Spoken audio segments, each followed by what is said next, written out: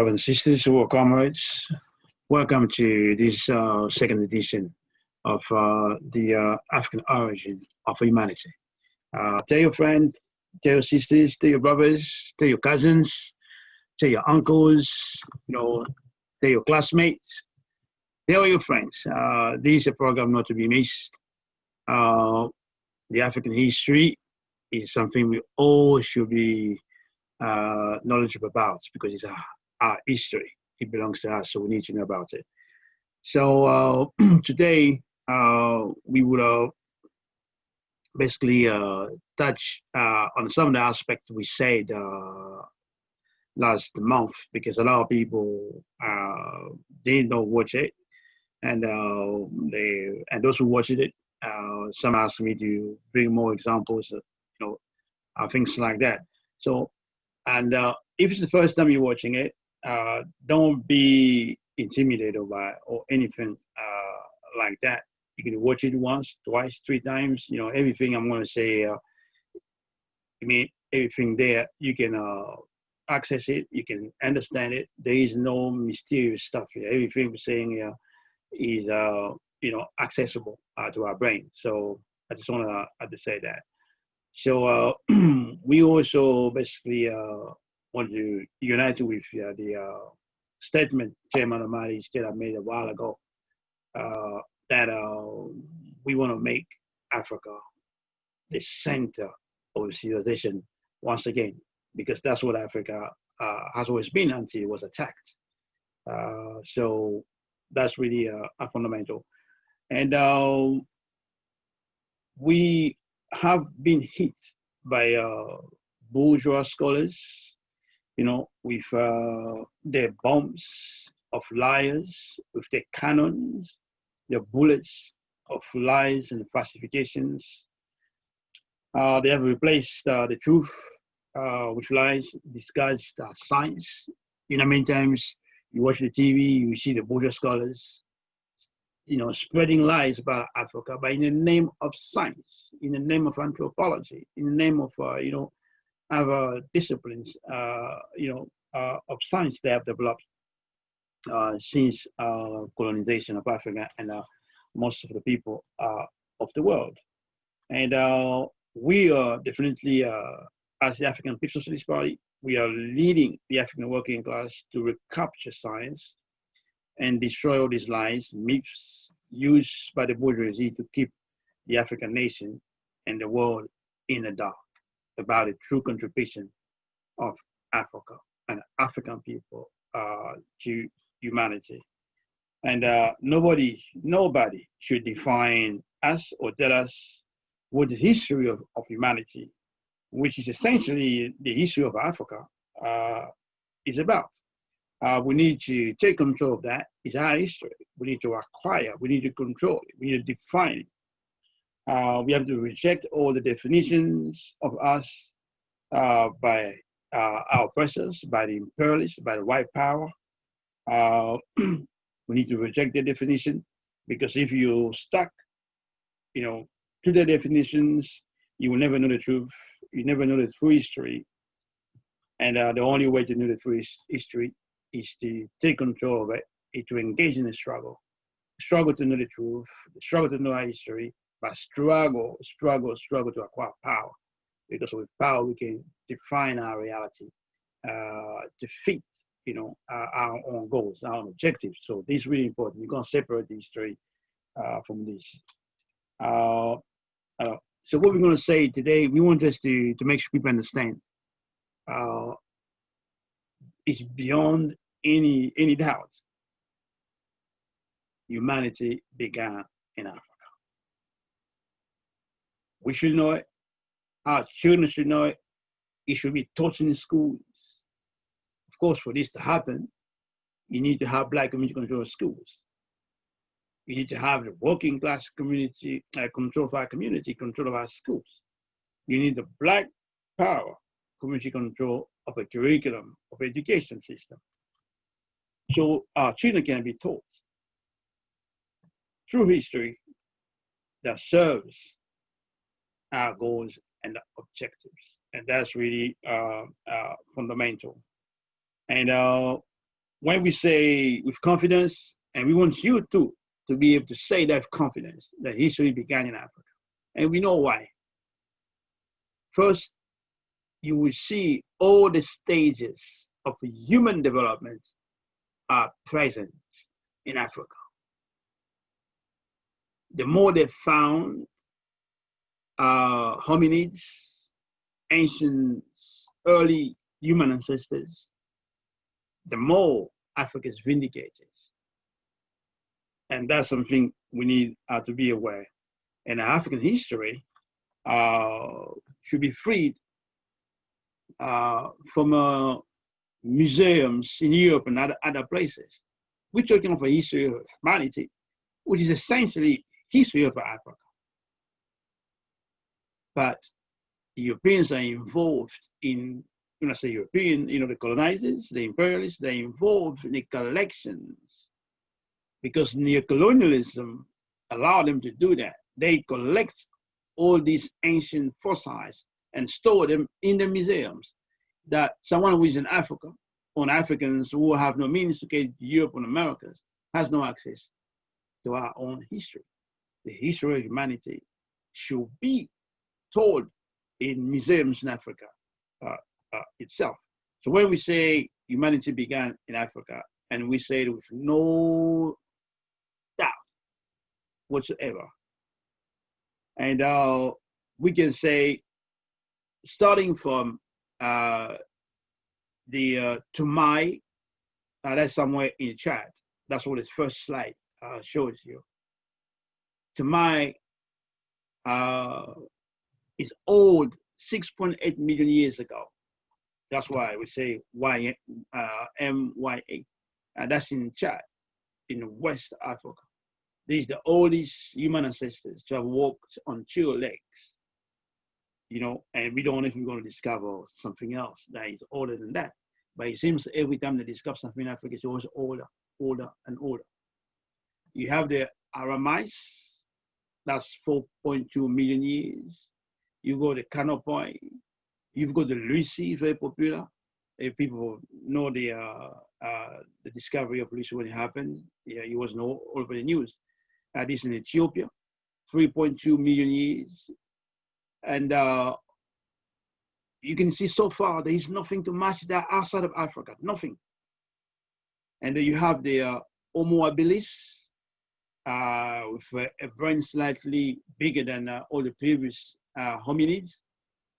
And then the Homo habilis is an interesting character because he's the first to make stone tools, and his brain is a bit, as I said, bigger. And it's 2.5 million years ago. That's a long time ago. When you think we are today talking of 2020 or 2020 years after Christ, it's just like a blink in terms of time. We have Homo ergaster in Africa, of course. So the most important point for you to know is that all these hominids never left Africa. That's why you will never see any of these Australopithecus, they call them. They have all these fancy names the bourgeois scholars gave them. You will never find anything to match that outside Africa because they never left Africa, which confirms, basically tells you that humanity was born in one place in Africa.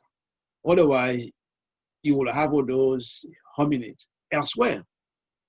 That's what we say. That's what we united with Cheikh Anta Diop, the great African scholar, said. The great scientists and historians said, nature strikes only once. It does not make the same human being twice. It does not make the same being twice. That's what people need to know. Then we have the Homo erectus. He has a much larger brain capacity.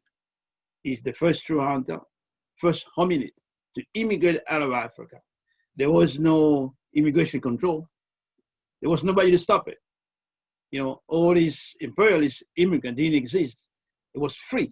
He just roaming in the world. He left Africa. He went everywhere. Europe. In fact, when I say Europe, is really not correct because there is no such thing as Europe. Really, it's Asia. At the best, you can say Eurasia, that space. But Europe is not separated from Asia. It's the same land mass. That's the way. When you got power, you can defend yourself. You can tell lies and impose it to others. To obey by your definition, but it's not true. Yeah. So Homo erectus. So that's basically people need to remember is the first one to leave Africa. So next slide, please. Homo erectus, according to some of the scientists, experienced, mastered fire. There are evidence that fire was used in Kenya. That's 1.6 million years ago. That's a long time. And there is also evidence of fire being used in Israel by the scientists that will make you believe that the fire being used in Israel, it was really systematic. They knew how to make tools to make it happen. In Africa, it was like it was done, by chance, something like that. It wasn't somebody who worked on it. And what also you need to know, Israel they talked about, that's Africa. There was no Suez Canal, and it's just northeast of Africa. That's all Israel is. And we're talking of someone living in the east part of Africa. That's where most of the hominids were found in Ethiopia and Kenya today. That region and going towards southern Africa, that's where they found most of the hominids. You really have to bear in mind, Israel is just extension of North Africa, Egypt. That's really important. So Homo erectus, was handling fire. That's what we can say. And that's really important. Next one, please. And we are the modern humans, the Homo sapiens, sapiens as I say. And I've seen that, scholars mentioning 300,000 years ago, like recent discovery they have made in Morocco, but have not been clear on terms of how it was dated. And so I'm trying to see what other scholars are saying, African scholars are saying about that. But before that, the date of 150,000, sometimes 200,000 years ago, to talk about the apparition of Homo sapiens, the modern humans, the modern humans in Africa. Remember, nowhere else in Africa. And then some scholars said the development of speech language occurred some 100,000 years ago. So what I can't say at the moment if the modern humans came with language speech or it was developed in between. And I've seen elsewhere where they talk about the speech, being in use, very limited speech before the apparition of Homo sapiens. But generally speaking, from what the research have done, that's where we are. They putting the data for around 100,000 years ago. What you need to realize when we say development of speech by Homo sapiens, we mean Africans, we mean Black people like you and me, because until that moment, there is no other human beings but Africans. And the rest of humanity, there is no such thing as modern humans, because the modern humans has not left Africa until that date. And that people have to be really aware of that. There is only one place there is modern humans, is in Africa. Not in Asia, not in Europe, not in the Americas. That's really fundamental. Next slide, please. And people need to know some 50,000 years ago, Africans were mining iron in Southern Africa. I think it's in Swaziland. That's some 50,000 years ago. Just think about that. We need to wait for anybody else to come and tell us, hey, you want to learn how to dig mine? I'll show you. We didn't wait for anybody. Our needs, we needed some resources to satisfy our needs and our own development.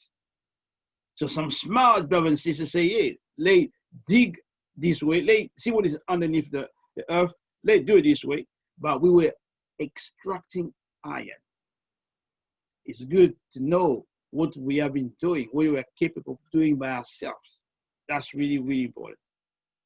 And around 50,000, some scholars say 40,000, 30,000 even I've seen, Africans reach Australia, left Africa and reached Australia. That's a far place, which means we've been going, leaving Africa, going through the Middle East, going through Asia and reaching out Australia, if we went that way. And if we went there by sea, it means we went straight from East Africa to Australia. You know, so we were traveling, enjoying freedom of movement, no oppressors to tell us you can't go there, you can't come over here. And 40,000 before Christ, basically, we were in Europe. And people need to know that we were in Europe. And there was no other modern humans but Africans, no others. There is no white man, there is no Asian man or no Africans in Europe, no other humans, just us. As modern humans, that's what I mean. No other modern humans. On the time of our arrival, the Neanderthal, which is a primitive type of hominid, was extinct. It died out. It did not leave any, you say, descendant or offsprings. It died out 40,000 years ago. And that's really, really important, because you probably have noticed for sometimes now, European scholars go their way, do their best to make Neanderthal relevant. And the reason they're doing it, one of the reasons they're doing it, is to create confusion, because they don't accept the idea. There is only one source for the beginning of humanity. It's Africans, and all human beings today are adaptation in a different geography, in different environment of the modern Africans known as the Homo sapiens. That's what they're trying to do. They're trying to make you believe the origin of humanity is not monogenetic, but it's polygenetic. So it has many centers. So it's like nature created human beings many times in different continents, which is not true. Science is really clear on that. It's not true, and it's not possible anyway. And by 33,000, we have the Homo erectus died out in Asia. That's quite interesting, because you can see the same Neanderthal man extinct in Europe 40,000 years ago, and the Homo erectus died out in Asia. And what they do, they want to make you believe Neanderthal is also a new species of modern man. They're not saying it's a form of Homo erectus. They want you to believe is a kind of a pre-Homo sapiens. It's just close to the modern human. That's what they're trying to make you believe, as opposed to is a close, relative, as we say, of Homo erectus. Homo erectus. That's what they should say.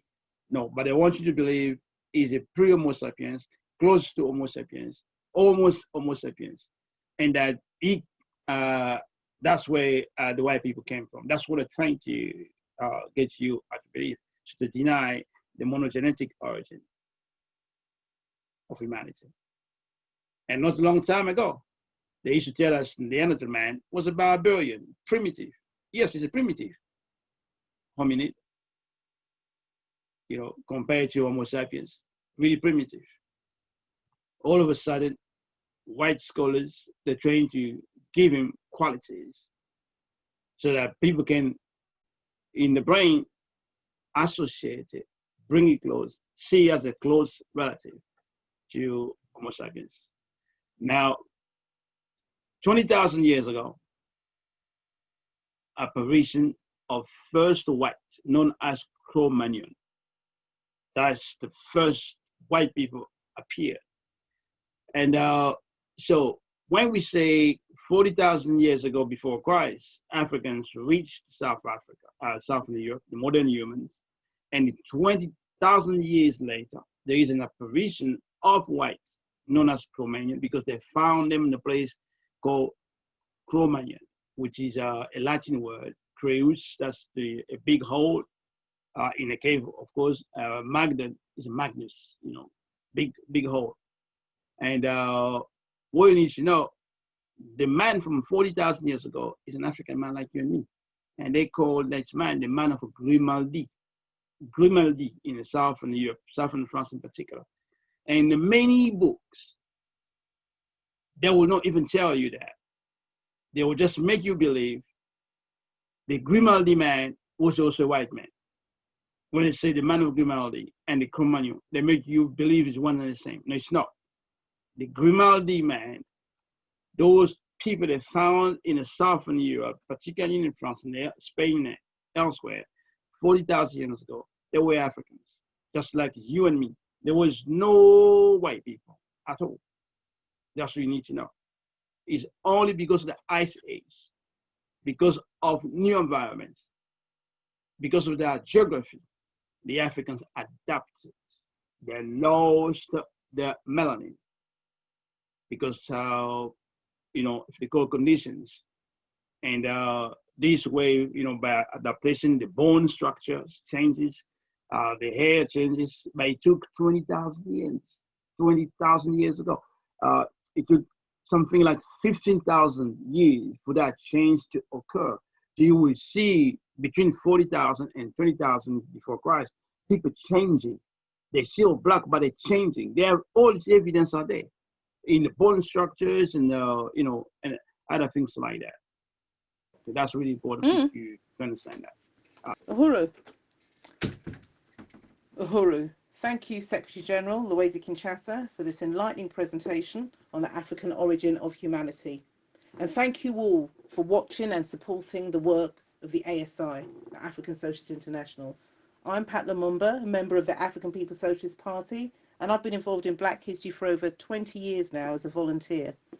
And just like our parents and us, our children today, we're being denied our own history. It could be in the media or in schools. And that's where most of the time of our children are spent. That's where most of the minds of our children are spent, in the media and in schools. And it's unacceptable. It's 2020. And we're still being denied our own true history. That in itself is a crime. That in itself should, make us feel outraged. Now, because we don't understand or know our true history, it prevents our young people from going out into the world with confidence, because they don't know who they are and they don't know their role in the African origin of humanity, let alone their role in the origin of civilization. This system wouldn't exist without the blood, sweat and tears of the toiling masses of African people everywhere. In the period when we witness on a daily basis the general crisis of imperialism, we want to make sure that our children, young people and adults have access to Black history, to African history that's fit for the challenges of our time. And with the African Origin of Humanity series, we want to grow our capacity to do more by reaching out to more people. And your donation will make this happen. It really depends on you. We want to raise the confidence of all our people everywhere. And by raising the profile of the African Origin of Humanity series and the other projects of the African Socialist International, we are asking you to donate to help us reach £1,000 during Black History Month. No contribution is too little, and there is no limit. So for example, one person could say, yep, £1,000 contribution. Or we could have 10 people who donate 100, 20 people, £50, or 40 people, £25. Again, donations can be higher or donations can be lower or anything in between. All donations are gratefully appreciated. So to donate using PayPal, it's uhuruesi@gmail.com or PayPal me/uhuruesi, or you can make a payment direct to the bank account. All of this information is available on the slide.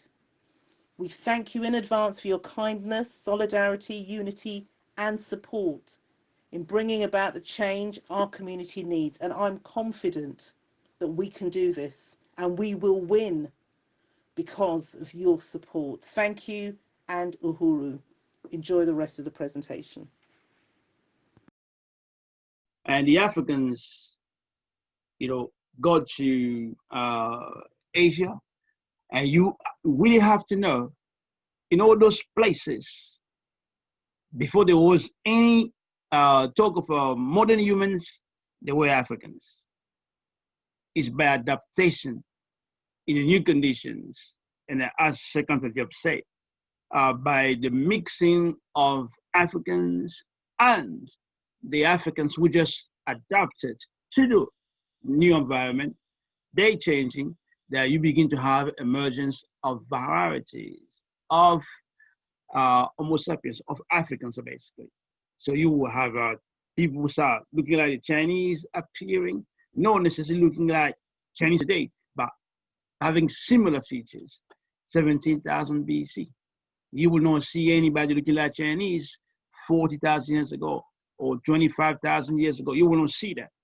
New, varieties of Homo sapiens appearing, and you will not see anything older than that in Americas. First, you will not see hominids.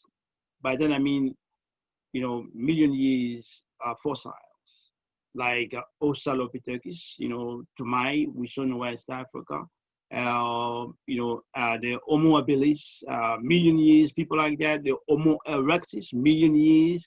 You will not see that in Americas, which confirm once again the monogenetic origin of humanity. You can see there is one place where the people came from. You can trace it. You can see the stages of it. In Africa, you have all the stages. If you go to Americas, you don't see anything. You only see the modern human beings in Americas, the modern human beings. You don't see the old ones, which confirms the monogenetic origin of it. You go to Asia, gaps. You won't see the Australopithecus, like the one you found in Africa, 7 million years, 6 million years, 4, 5 million years, 3, 2 million years. You don't find that. Anything they have in Asia is younger than Africa. In Europe, younger than Africa. That's why it does not make sense to call Europe old continent. Europe is not an old continent. It doesn't have all these human beings or all these hominid. Africa is the old continent with all the stages of creation or evolution, so to speak. Right? That's really fundamental. Yes. So you have the apparition of today Chinese, Japanese types, the apparition of what they call Semite today, 5,000 BC, really new, and which does not make sense when you read like the Bible, where they tell you or make you believe humanity began, or they go to their Palestine and places like that, which means the people who live there today, or it's not like that.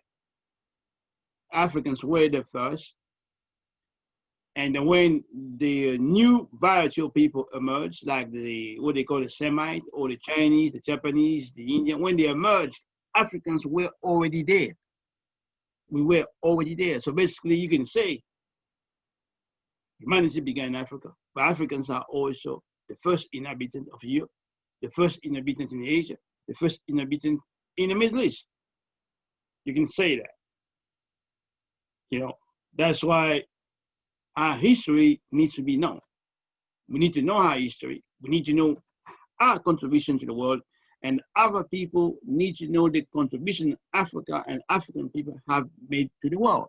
That's just fundamental. So we can't allow anybody to tell us our history or to define our history. We need to know our history ourselves. So as I say, the whole Europe, is a deceit.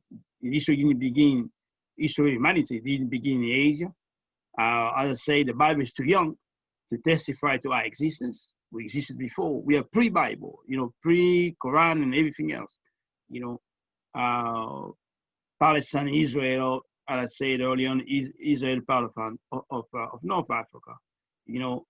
All fossils of early or ancient hominid are from Africa, or African, so to speak. That's just something you can't really ignore. And you need to know humans were created around the sun, around the equatorial. Humans were created to live in a tropical climate. That's one reason. Let's see if we can make it bigger so we can comment on it, because it's really small on my screen. Yeah, this okay. So you can see in red, that's a Tumai in Chad, West Africa, the oldest. You can see that 7 million years.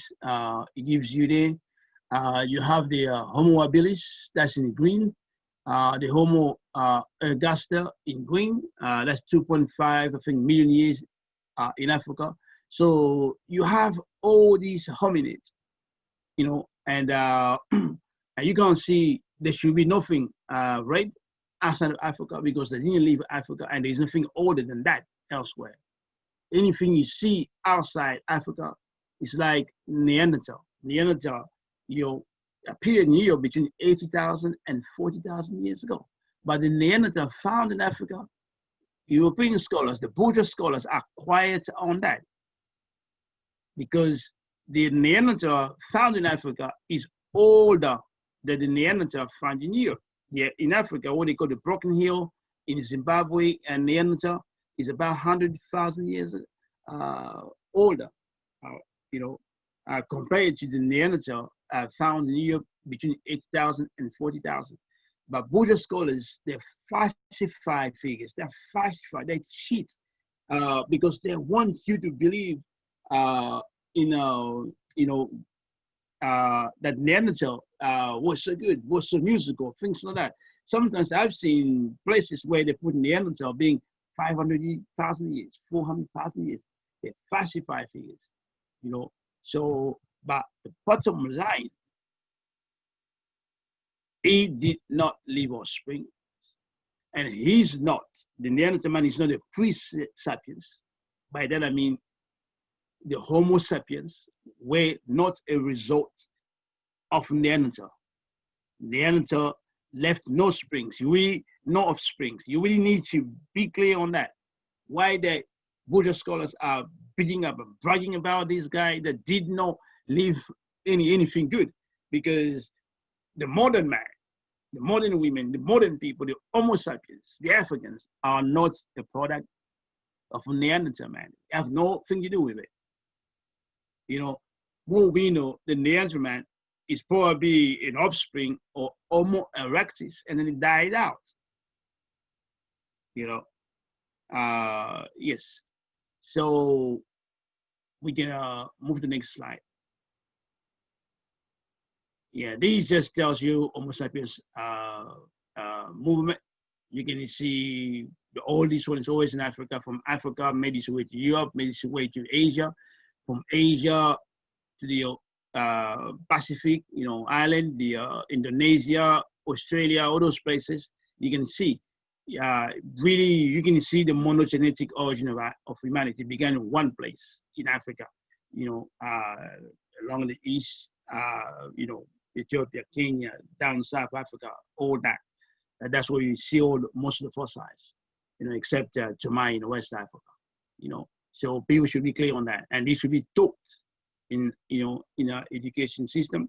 But it's the Black working class struggle, the African working class struggle, that has to make that happen. We need to know our history. We can't be continue to be taught myths and lies and falsifications in schools. down for all that. It is a democratic demand, the right to know our history. Next slide, please.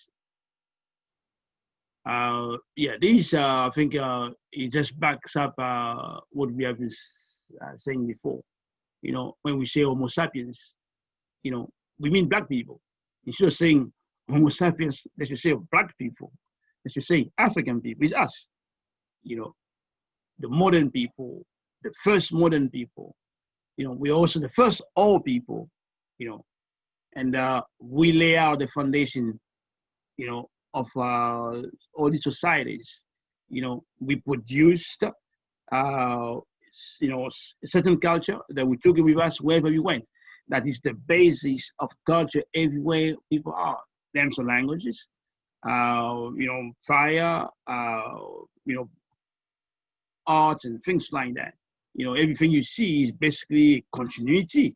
If there is a link with all Homo sapiens thing. History of humanity, is really, essentially, in history of Africans. That's why it started. That's just the way things are. There is no other conclusion to draw from it, but to say history of humanity is essentially history of Africa, history of Homo sapiens, history of Africa. That's what it is. In Africa, in Europe, in Asia, and elsewhere. But that's the start. That's the first people. Yes, next.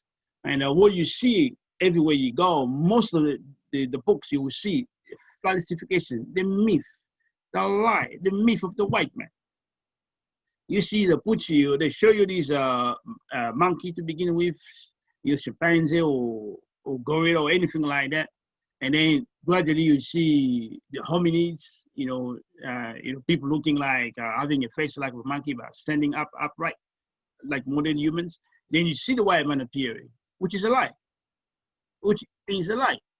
The modern man, we already said it, Homo sapiens, the first man, the first woman, the first modern humans, Homo sapiens.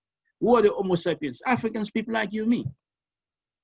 So the pictures will reflect that. They should show you the Africans in front because they're the first humans. And as the first human, as Africans adapt to new environment, you can put on the side if you wish. You can put the Europeans, you can put Chinese, the Asian on the side, not in front, because the first man is African. So you can't have the white man in front. That's the falsification of a history. You can see here the Africans totally removed, and these need to be corrected. And that's what the African Revolution has to do. Correct all these nonsense, all these myths, all these lies. We can't accept it. And we have to struggle with the rest of the world not to impose lies like this. Next slide, please. Here, we talk about Homo habilis, first stone tool makers, to defend against, wild animals. You need some tools. To transform environments around you, you need some tools. The Homo habilis start making tools. Didn't say, oh, let me wait for the Department of Foreign Aid somewhere in Europe or to say, come and help me. No, they recognize the need. They recognize the necessity to reproduce life. They recognize the necessity to feed themselves. They recognize the necessity to solve their problems themselves. And that's what they did. That's why they call these hominids Homo habilis, with the ability to make tools, stone tools, or they use also animal bones, to produce and reproduce life. Next slide, please. And these are other tools, weapons, and things like that in order to sustain life, to survive. Homo habilis here. Next one, please.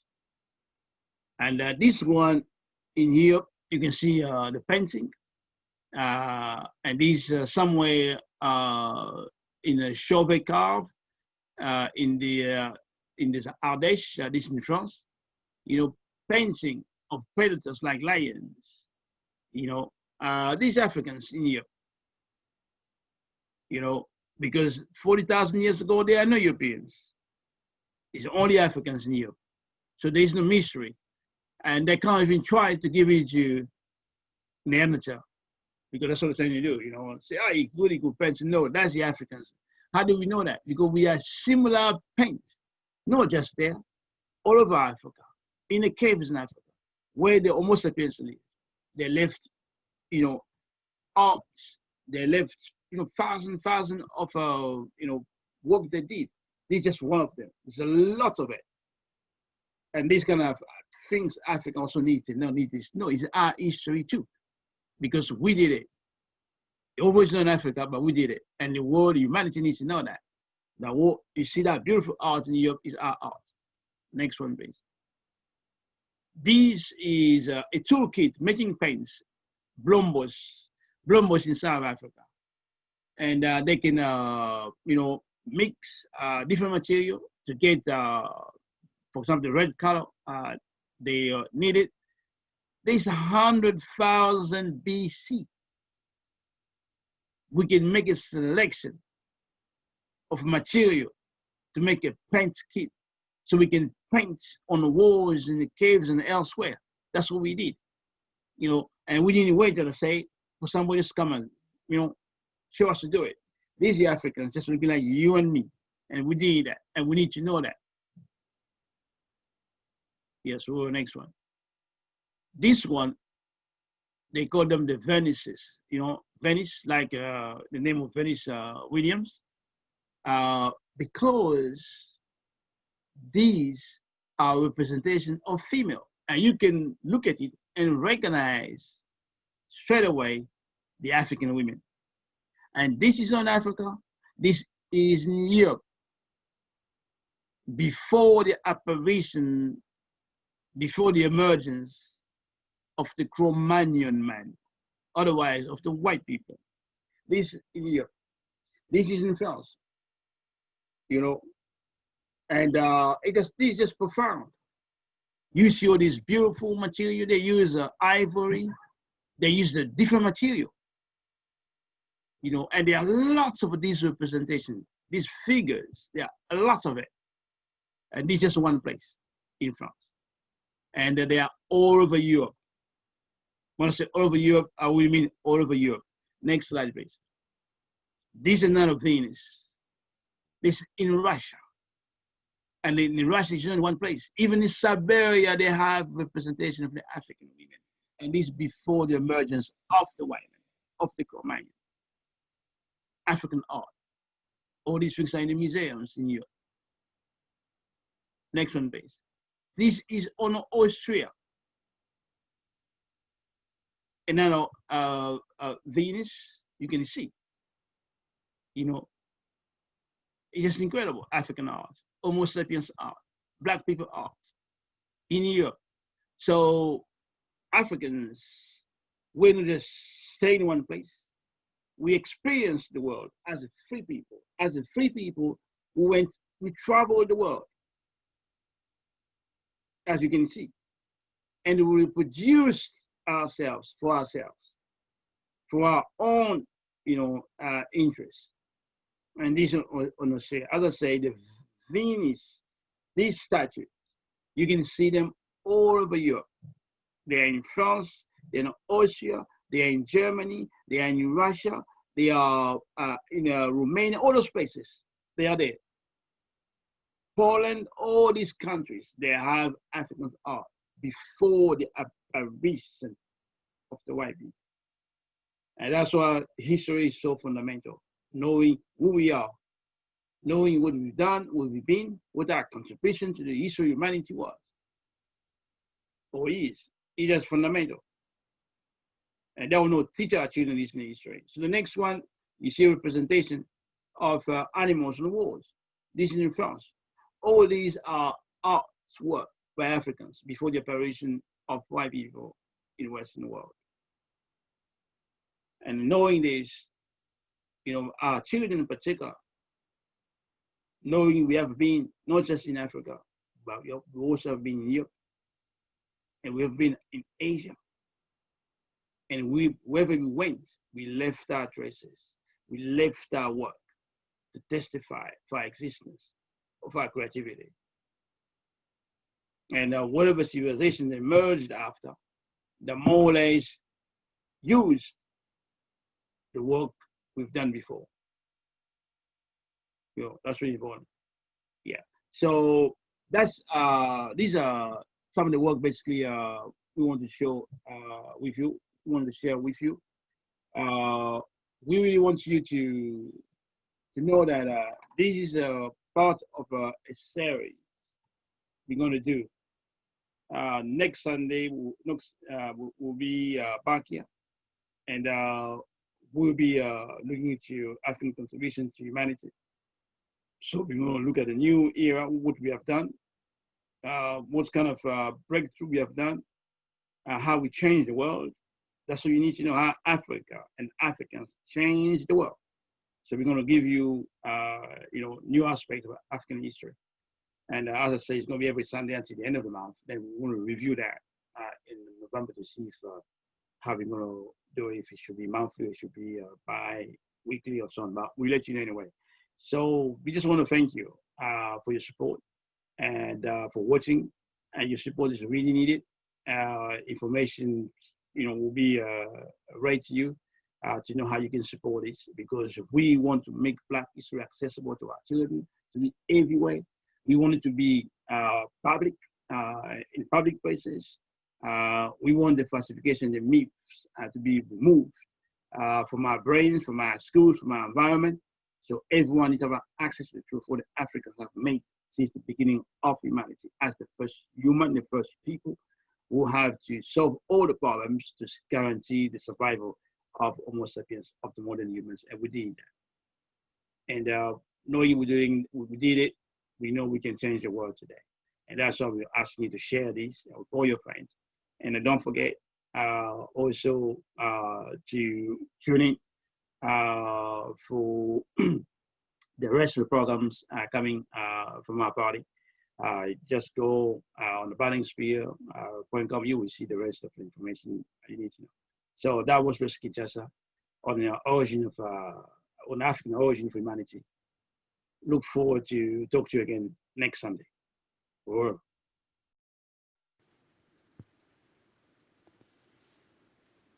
Thank you for watching this week's African Origin of Humanity. Please join us next week at the same time. And in the meantime, please see the slide with details on how you can donate to this show and to the projects of the African Socialist International. Uhuru.